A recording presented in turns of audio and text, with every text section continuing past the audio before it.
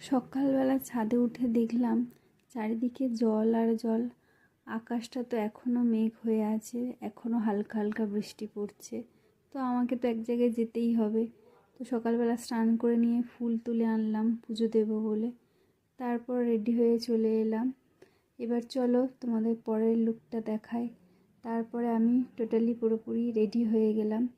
এবার আমাকে আস্তে আস্তে আমার গন্তব্যস্থলে পৌঁছাতে হবে। চলো দেখা যাক আজ কোথায় যাচ্ছি। তারপরে আমি এদিকে অলরেডি চলেই গেলাম আমার গন্তব্যস্থলে। তারপরে গিয়ে আমি ওয়েট করছি। আমি এসেছি আমার বোন গোলুর সাথে দেখা করতে। গোলু হোস্টেলে থাকেও, নার্সিং ট্রেনিং করছে। তো গোলু এখনও আসছে না। গোলু এসে গেছে। গোলুর সাথে দেখা করলাম, কথা বললাম। অনেক দিন পর গোলুর সাথে দেখা হলো। তারপরে এবার আমার বাড়ি ফেরার পালা। তো আমি বাড়ি ফিরছি। এদিকে রাস্তায় তো বৃষ্টি হয়েই যাচ্ছে, বৃষ্টি